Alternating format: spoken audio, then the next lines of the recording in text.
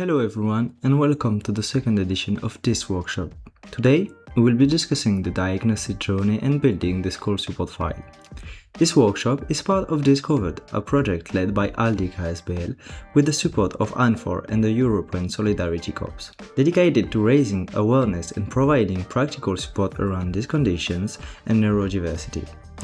In this session, Magali Netrval, the Vice President of DYSPRAXIE.LU, will help you explore the diagnosis journey in Luxembourg and share practical guidance to help families navigate the process and access appropriate school support. We hope you find this session informative and useful. Enjoy the workshop. We think that the reason some of you are here today is because you have a neurodivergent child at home and you realize that they need help at school with concentration and focus, or learning, reading or spelling, or writing or handwriting, or visualizing, organizing. You've realized, or you've been told, that due to their this condition, so behind this is hiding dyslexia, dyspraxia, dyscalculia, dysphasia, etc., or behind their autism or their ADHD, the attention disorder. They're struggling at school. I've put hyperpotential here because hyperpotential can present some of the symptoms of some these conditions and ADHD and autism, even though hyperpotential is not classified by the Health Organization as a neurodivergent condition. But it can very much be co-occurrent to the other conditions, so we cannot really leave it on the side. And so the reason you're here today is you're wondering, how do I need to start? What do I need to do in order to help my neurodivergent child at school? And what that means really is, what do they need at school? Do they need special arrangements? Do we need to do something in order to be able to implement those special arrangements at school? That is, if you want to have an active part in protecting the educational path of your child.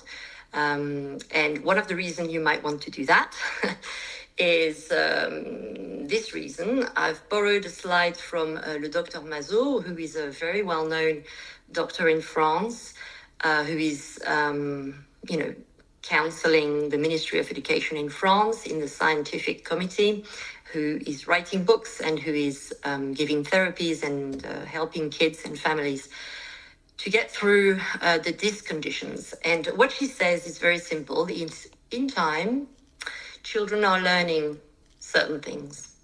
And the normal children, they learn at that pace on the green curve. And this is roughly primary and this is roughly secondary. And what we see is that our kids, the neurodivergent ones, if we do nothing, they learn less fast. And in the end, they perform less well. And what we also see is that the gap, which is called the attainment gap, is increasing in time. And so this is why we talk about adaptations or compensations at school to help them to get as near as possible to the norm. Because if they do have a condition, a medical condition, then they have what we call an invisible disability, and then they have rights. They have rights to be helped at school so that they can reach their potential and stick as much as possible to the norm. So this is legally allowed.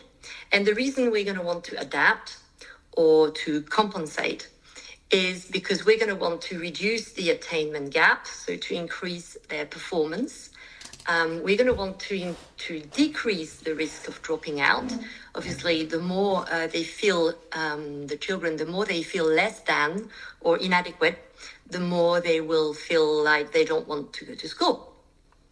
And then, of course, we will try to protect their mental health, and might I say, the mental health of the whole of the family, the brothers and sisters, the parents, and everybody around them. So this is the reason why we as parents, we feel that we have to do something. Now, there's a difference between adaptation and compensation. Adaptation is usually paper-based. So we're thinking about teachers printing in bigger with colors, etc., etc. Very few teachers are doing it. Some are, but very few are doing it because it takes a lot of time for them to spend on their laptop and to adapt the content and to print it, etc., etc. The compensation is the next step. It's the one where we use an IT, assistive technology tool, such as a laptop or an iPad. So in Luxembourg, we talk a lot about the iPad, but in France and in other countries, we will talk more about laptop.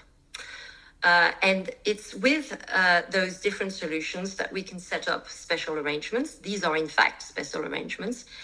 You know, colored paper, iPad, more time at the exams, separate rooms for the exams. And all of these special arrangements need to be requested by the parents, and they need to be supported by medical report as soon as possible. As soon as possible. We cannot wait. And we need to move on to get support from the school as soon as possible. So the reason I'm here today is because I've been doing this for a while, and we have been promoting special arrangements, adaptations, and compensation with an iPad. You know, I'm Mrs. iPad in Luxembourg. My son was the very first child to work on an iPad in this way, you know, so without pen and paper. And as I said, he's passed his baccalaureate on it, so it's possible. We are training the teachers and talking to the parents, such as yourself today, for the last 8 years. We are testing and improving some applications by giving them feedback. And we are obviously talking to other countries, such as France, England, and so on, to compare how they do it, how we do it. So what we can say today is there's about 8,000 plus children working on an iPad like my son and passing their exams. That's across Belgium, France, and Luxembourg. So what I'm talking about is not new. It's been done around the world, in Europe specifically. I've trained in Luxembourg in excess of 800 teachers in primary and secondary school, in public and private schools. So they do know what an iPad is and what special arrangements are for dyslexic kids. We will always find teachers that don't want to know, that don't want to understand, but generally the mentality is shifting. I've talked to many parents such as yourself in the past, whether in conference such as this one or in DYS cafes that DYSPRAXIE.LU organizes twice a year.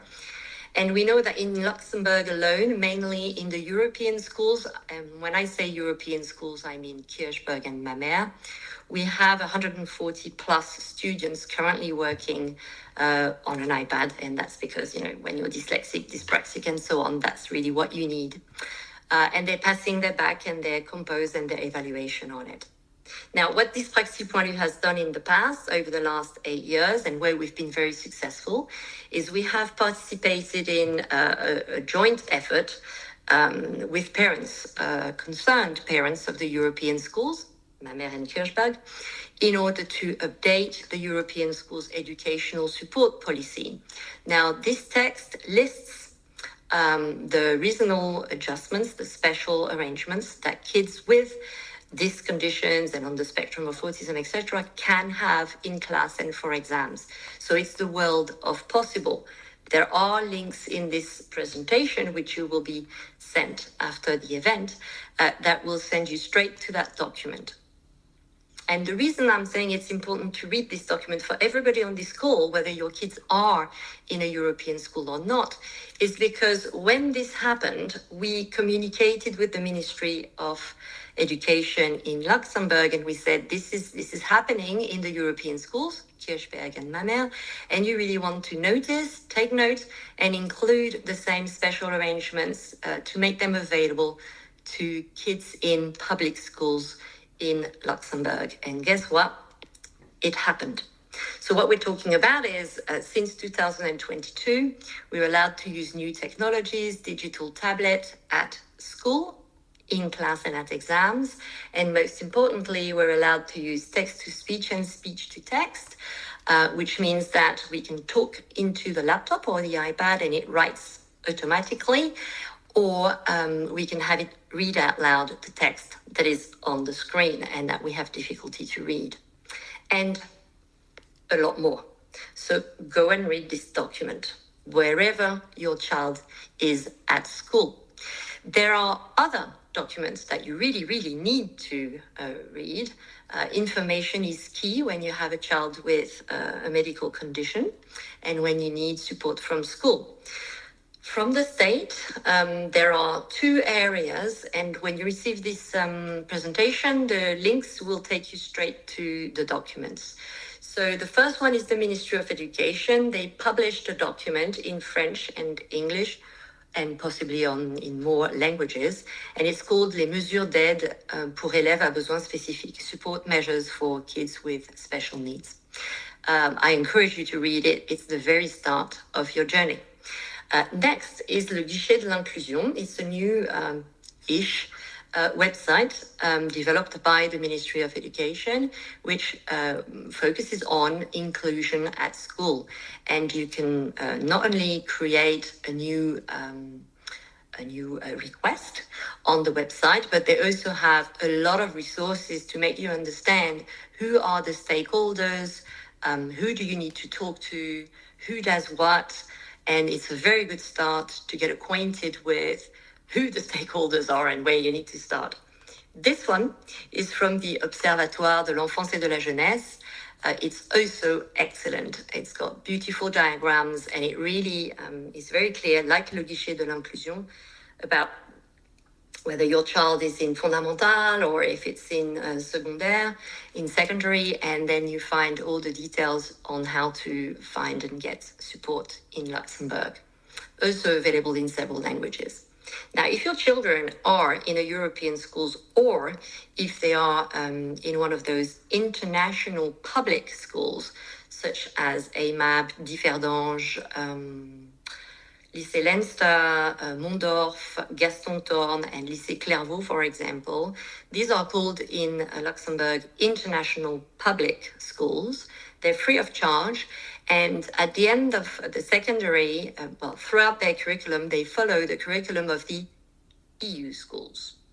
So same as Kirchberg and Mamere. So they follow the same curriculum, and therefore kids pass the same European baccalaureate. Now, for those schools, again, there's only one document that you really need to be aware of, and it's the educational support policy of the European schools. Once again, these are published conditions on how to get supports, the procedure to get supports, and what sort of support you can get, what sort of special arrangements you can get. You can also get information from plethora of associations in Luxembourg. Some are older than others, all have specific remits, but all of them are worth contacting depending on the condition of your child. So why are we here today? We're here to talk about the medical diagnostics. Why do you need to go through that medical journey and to get a diagnosis for your children? Well, it's because without a full multidisciplinary medical reports, you will definitely not, obtain durable, adequate educational support for your child. So you will not get many special arrangements delivered and implemented for your child if you do not have first the medical reports to prove the invisible disability of your children. It is absolutely crucial to have those medical reports in order to make your file strong and to obtain, these are lots of letters, you find them here, le plan de prise en charge individualisé, le plan de formation personnalisé, or an AESA intensive support agreement in the European schools. You might be able in fondamental, in primary school, to log a request in the guichet scolaire and to talk to your teachers, and you might be able to get a little bit less homework and a little bit less to write for the evaluations. But in my opinion, this is really a temporary fix. You need to move on to the medical report. You need to get the label So my child is dyslexic, my child is autistic, etc., it will be necessary to obtain full support all the way to the baccalaureate or to the exams of the first year. Your reports, all of them, must contain not only the diagnosis, dyslexia, autism, whatever, but also contain the school recommendations to guarantee special arrangements for classwork and exams. Those doctors, they must be able to tell you, your child is dyslexic, therefore the recommendations for schools are access to a keyboard, extra time, separate room, etc., etc. Depending on the medical conditions, you will need to see several doctors, not just one. You will need to see several therapists and specialists. The journey could lead you around Europe, depending on which language the mother tongue of your child is, and it can be very long, depending on the co-occurrence of the suspected condition and the complexity medically of your child. So how do you get a medical report? So you need to choose the right doctors and the right specialists, depending on which school your child attends, and also depending on the condition. It's a very complex matrix, but there is always a starting point. Here are the public schools, and here are the European schools, to give you an example. So in the public schools, I do include what we call the international public schools, international accredited European schools, such as AMAB, AD, Clairvaux, Gaston Thorn, etc., Mondorf. Okay. Now, in the public schools, normally you really start with the teacher, and if there is a référent in your school, it's sort of newish. This is where you will need to start. You need to start with your teacher and with the référent, and you need to either share your concern or they will share their concern. The preferred path is to send your child to be diagnosed in the centre de compétences. And this is where on the guichet scolaire, le guichet de l'inclusion, on the website I referred to earlier, you need to understand what a centre de compétences is. You need to understand what the commission d'inclusion is, what the commission nationale d'inclusion is, and what la CAR is, la commission des aménagements raisonnables. So there's a lot to learn. If the wait is too long for you to get an assessment, or if you feel that the service is inadequate, sadly it can happen, then nothing prevents that you start a separate journey privately with your family pediatrician or GP. They will refer you to a long list of specialists, but whatever you do, you really do need to see a neuropediatrician or a neuropsychologist, somebody who is neuro something, especially in the DIS condition and ADHD and autism. All reports that you will get and that you will get from the doctors and the specialists must contain the diagnosis and the recommendations for school. What do we need to do for your child at school? Some schools, depending on which school your child attends, some school will tell you that reports from private doctors may be refused by the instances above that will review and assess your case. I think personally that if the private doctors' reports are from competent doctors, known doctors in Luxembourg or abroad, very complete, then it is unlikely that they will be judged untrustworthy.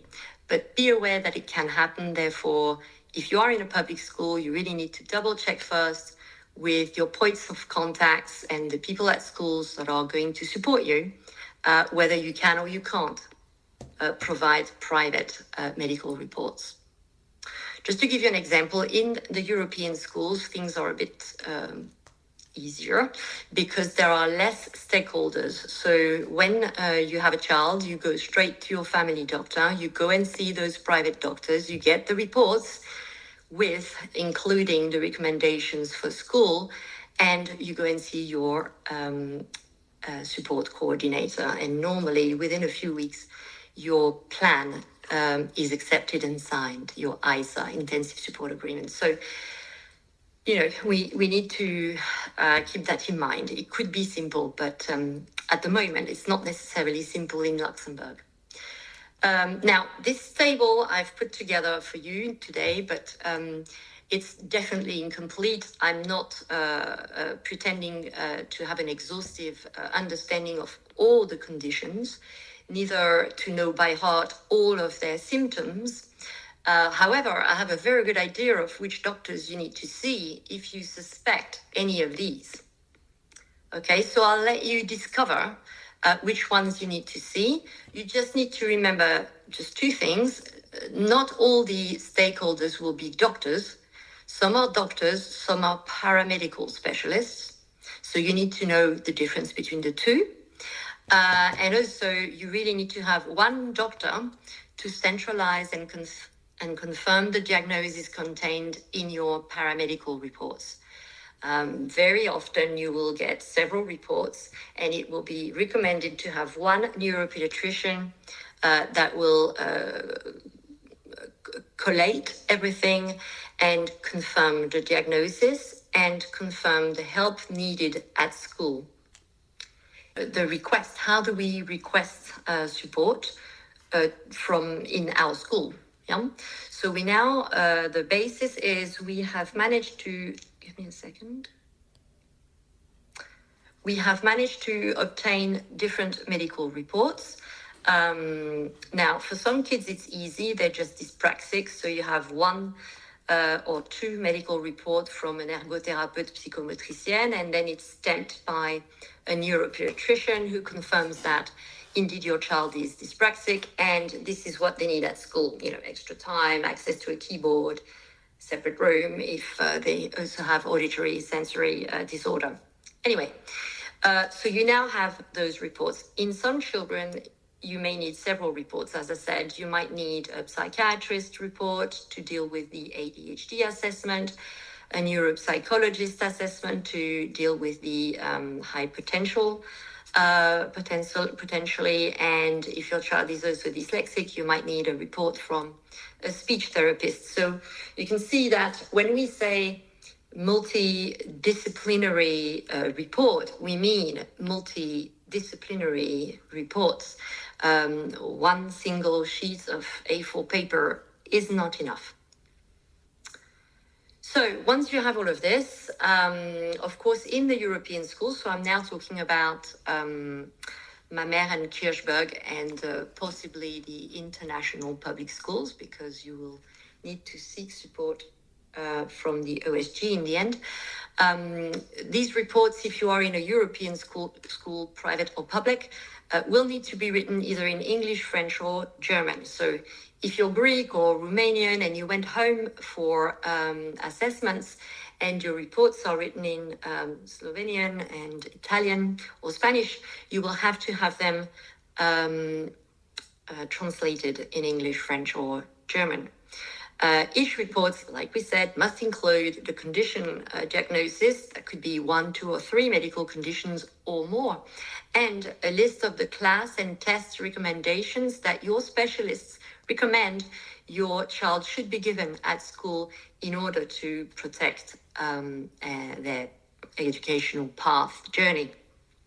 Again, these special arrangements are defined in the educational support policy of the European schools. My knowledge is that they're roughly the same in the public schools in Luxembourg. The CAR, la Commission des Aménagements Raisonnables, is pretty much providing the same.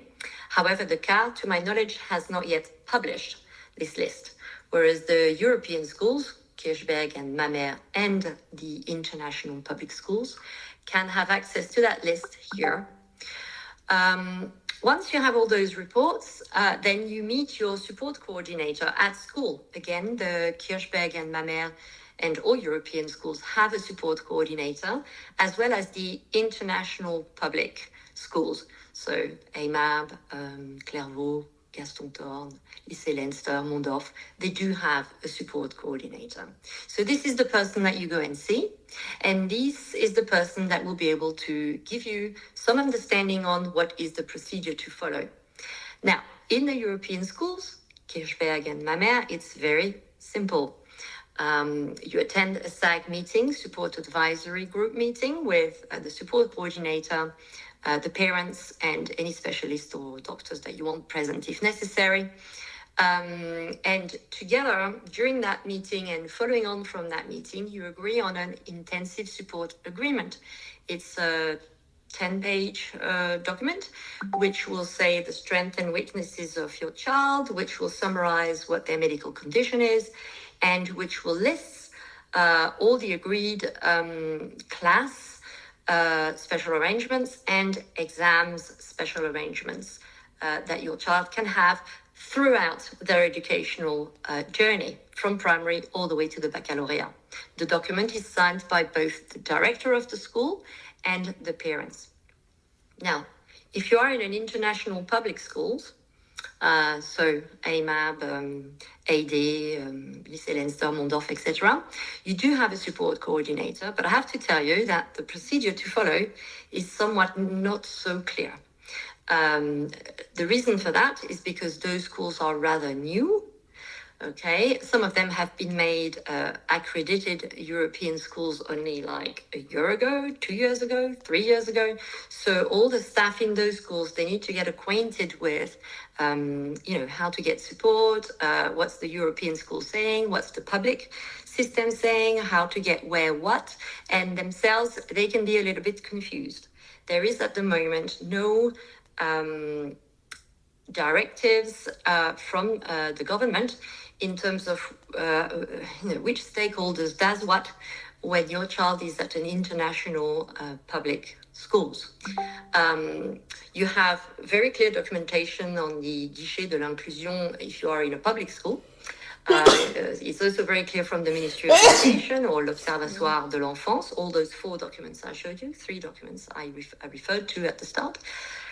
But they do not apply necessarily to the international public schools. So you just go and find them and you find out what you need to do next. Now, in the European schools, if you hit problems, you contact your parents' associations. The parents' association in the European schools are quite strong.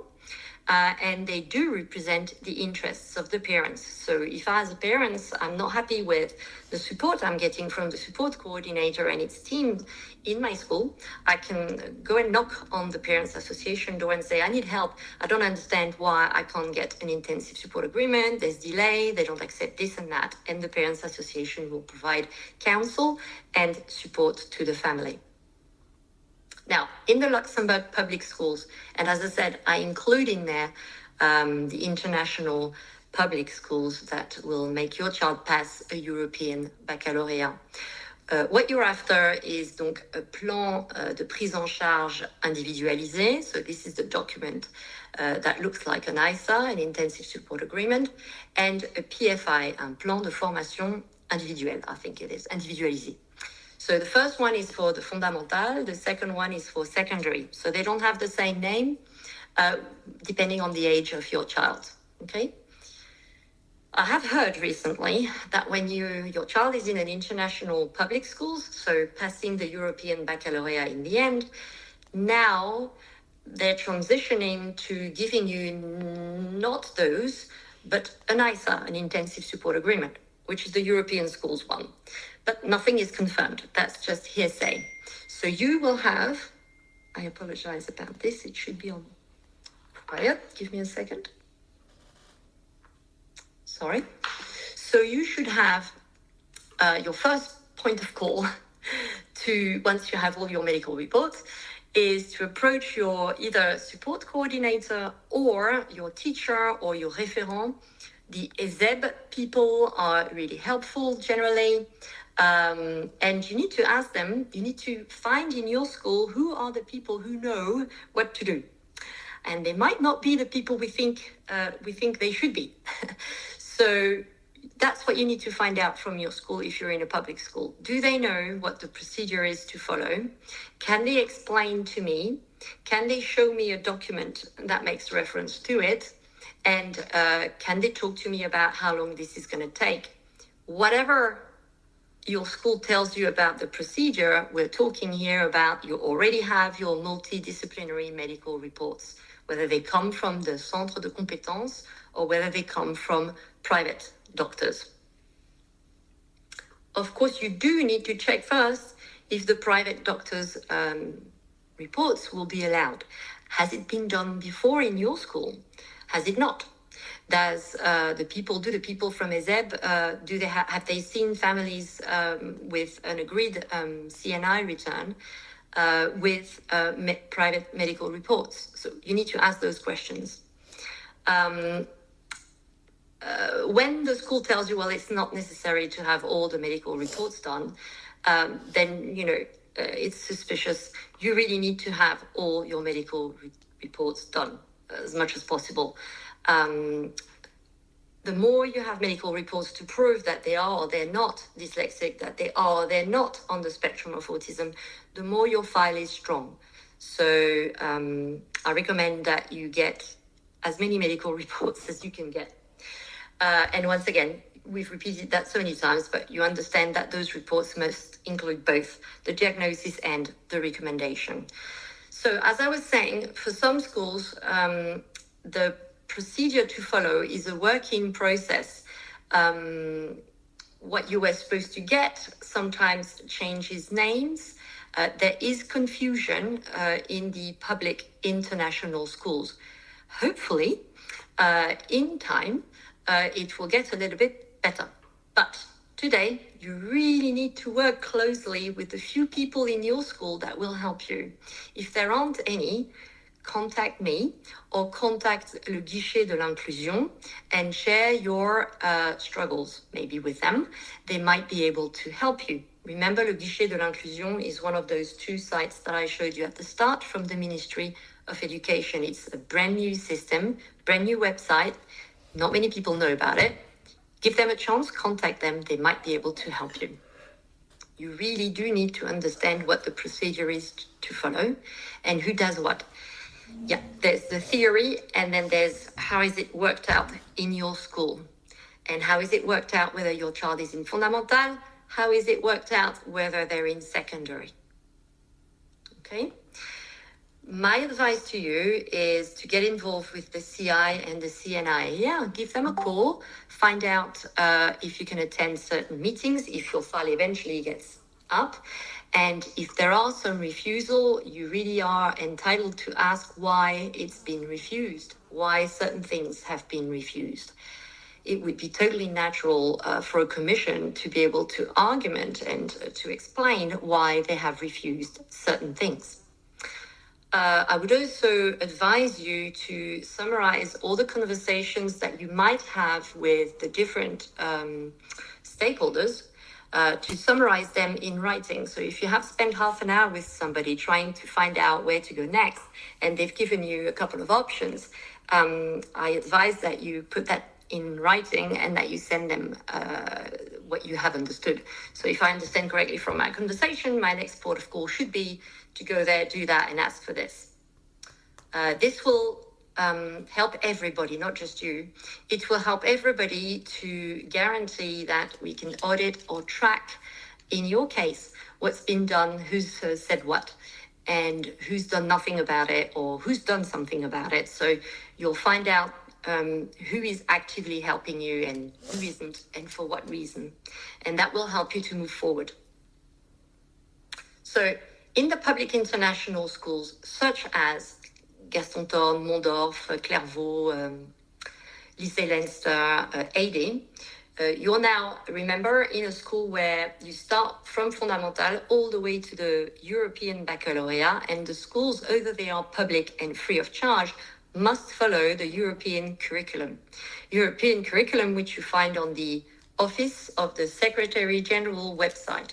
The Office of the Secretary General of the European School is a sort of a Ministry of Education for all the European schools, Kirchberg, Mamers, the ones in Brussels and around Europe, and it decides what curriculum the kids should learn, and also for the kids with specific needs, what help they can get for class and exams. It's them that publish the educational support policy of all the European schools, where you find all the different special arrangements that your children might be allowed when you request it.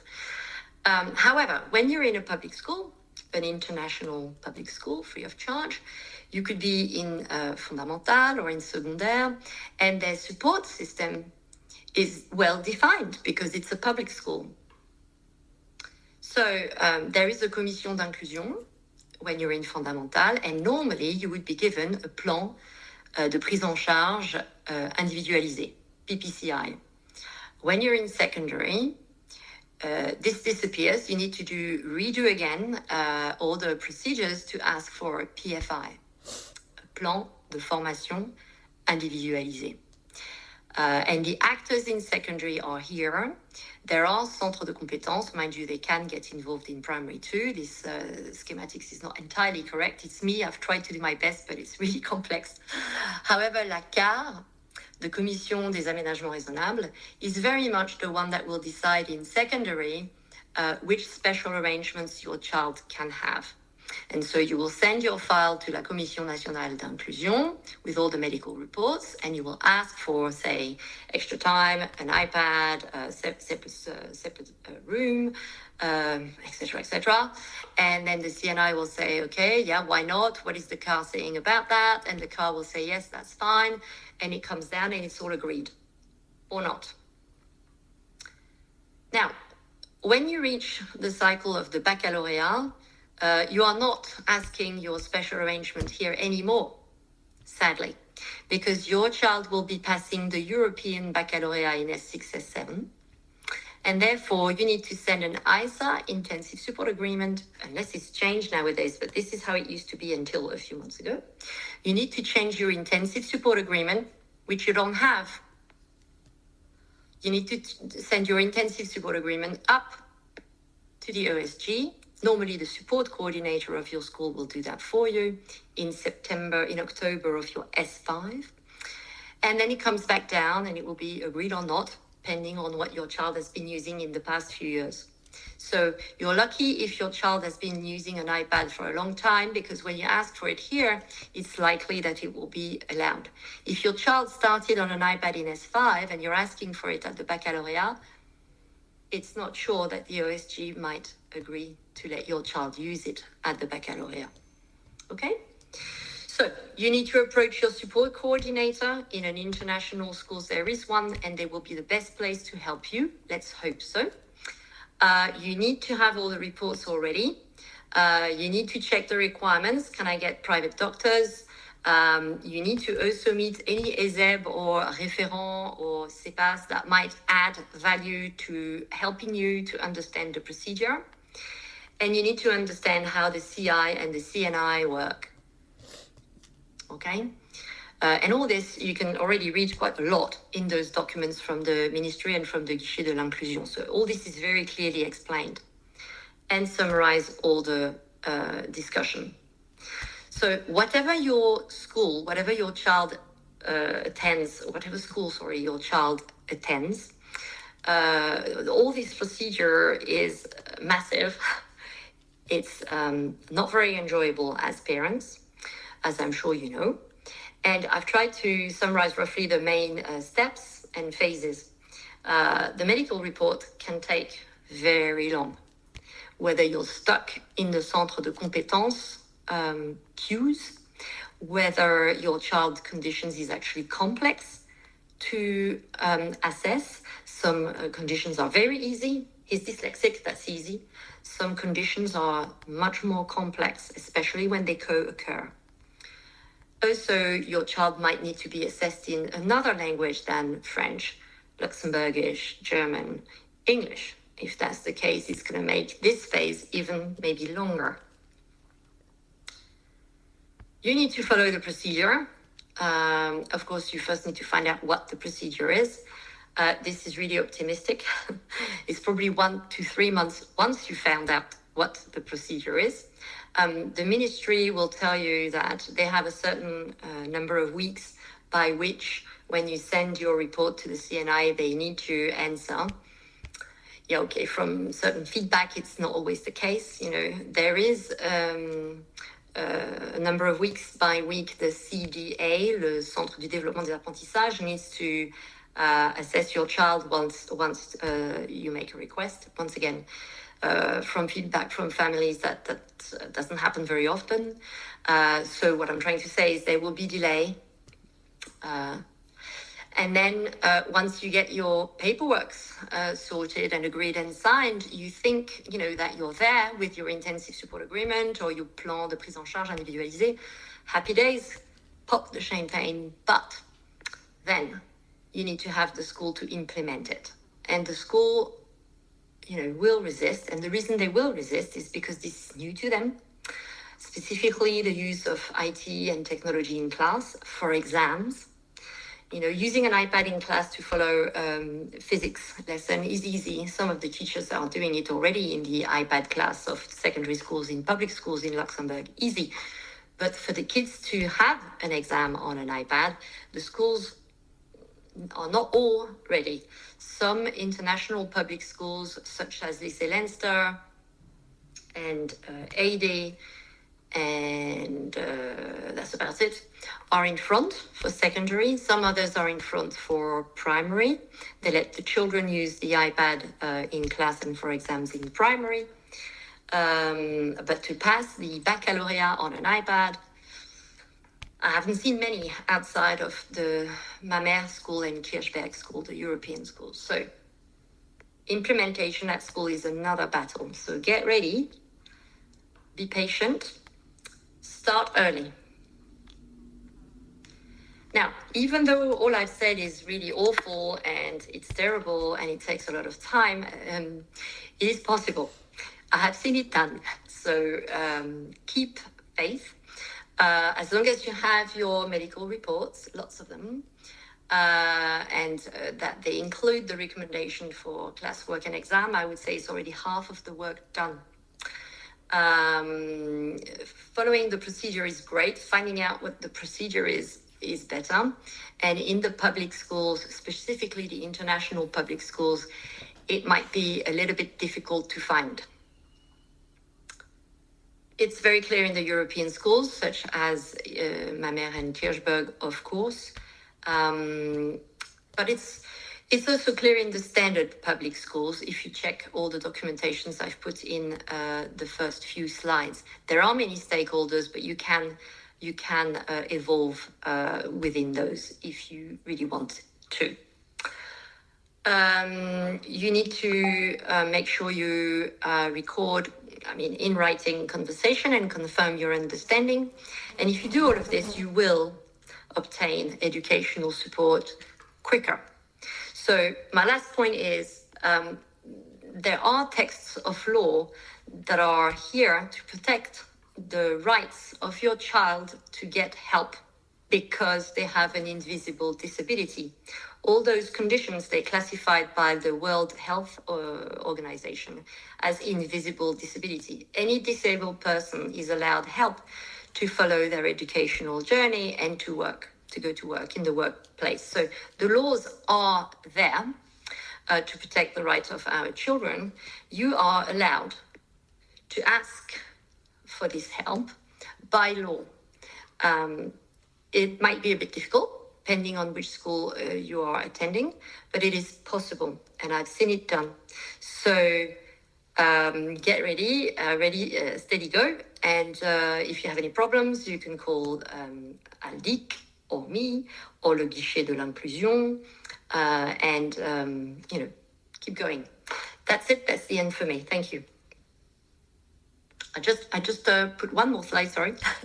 At the end of the presentation, I've put my details again and a few QR codes. As I said, you will receive this presentation, but to get some support groups in French, in English. I have a YouTube channel where I've explained how the iPad functions and how to do this and that. I've got a LinkedIn profile as well as a Facebook profile, a professional profile. And I've got here the link to the educational support policy of the European schools, which I told you is relevant for the European schools of Kirchberg and Mamère, the public international schools, and also the public schools, standard public schools, because I think LACA has aligned itself to provide roughly the same special arrangements. That's it now. Thank you for participating and watching. We hope this session provided you with useful insight and practical guidance to better navigate the diagnosis journey and school support process. DYSCovered is committed to continuing the conversation, raising awareness and creating practical resources for the DYS community.